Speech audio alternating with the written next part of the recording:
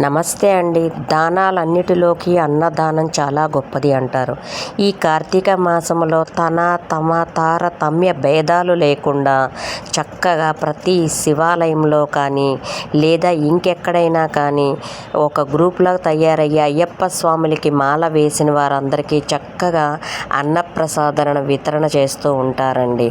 చాలామంది ఇంట్లో వీలు లేని వారు, పీఠంలో భోజన సౌకర్యం లేని స్వాములు చక్కగా ఈ మాల వేసిన ఈ మండలం దినాలు చక్కటి గుడిలో భోజనం చేస్తూ ఉంటారు. దానికి గాను భక్తులు ఎంతగానో సహకరిస్తూ ఉంటారు. అంటే ఇంకా మనకి పుణ్యం చాలా ఉంది. 100 మందిలోని కనీసం 20 మంది పాపాత్ములైన 80 మంది పుణ్యాత్ములు ఉన్నారు. భవానీ మాలలు వేసిన వారికి, స్వామి మాలలు వేసిన వారికి అడుగడుగునా చాటి చెప్పుకుంటారు మానవత్వాన్ని.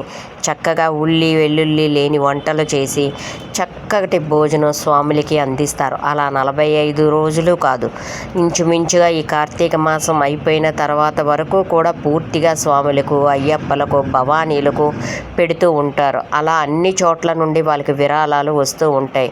అలా అని ఒక్క చోట కాదండి, దగ్గర ఒక్కొక్క కిలోమీటర్ 2 కిలోమీటర్ల దూరంలో పెడుతూ ఉంటారు. అలా అన్నదానం చేసి వాళ్ళ భక్తిని, మంచితనాన్ని చాటుకుంటారు. చూసారండి ఎంతమంది స్వాములు గుడి ఆవరణంలో భోంచేస్తున్నారో. చక్కటి భోజనాలు అందిస్తారు. అలాగే వారికి సర్వీస్ చేయడానికి కూడా మన విద్యా గణపతి గుడి ఏంటి, దుర్గాదేవి గుడి ఏంటి, శివాలయం ఏంటి, ప్రతి చోట స్వాములకి కడుపు నిండగా చక్కటి భోజనాన్ని ఏర్పాటు చేస్తూ ఉంటారు. ఎందుకంటే ఇలా ఏర్పాటు చేయడం వల్ల మానవత్వాన్ని వాళ్ళు ఎంతగానో ఇంకా మనకి ఉన్న మంచితనాన్ని తెలియజేయడం. స్వాములు భోజనం చేశారు అంటే చాలా మంచిది. ఇంతకు పూర్వం ఇంటికి పిలిచి స్వాములకి భోజనాలు వండి పెట్టేవారు. ఇప్పుడు చక్కగా ఏమైనా ఉంటే ఇలా భోజనాలు పెట్టే స్థలంకి వెళ్ళి మన వంతు సహాయ సహకారాలు అందించి చక్కగా మనం ఏమైతే ఇవ్వగలుగుతామో ఆ గుడిలోని లేకపోతే అక్కడ వంటలు చేసే వారికి అందిస్తే అది స్వాములకి చక్కగా చేరుతుంది. అయ్యప్ప మాలలు వేసుకుని మండల దీక్ష చేసిన స్వాములు సాక్షాత్తు మనకి మణికంఠలే కదండి. అలా చక్కగా స్వాములు ఎంత చక్కగా ఆరగిస్తున్నారో చూడండి. అలానే సహాయం చేసుకోవడం కూడా స్వాములే. వంటలు చూడండి ఎంత ద్వీపమానంగా చేస్తున్నారో. స్వాములందరూ కలిసికట్టుగా చేస్తున్నారు. ఎందుకంటే ఇలా వంటలు వార్పులు వాటిల్లోని కొంచెం లేడీస్ని రానివ్వరండి. ఎందుకంటే వాళ్ళు పవిత్రంగా ఉంటారు కదా. అంత పవిత్రంగా పూజ చేసుకున్న స్వాములు చూడండి. ఈ స్వామి ఎంత చక్కగా చెప్తున్నారో. పూజ కూడా కలిసే చేసుకుంటారంట.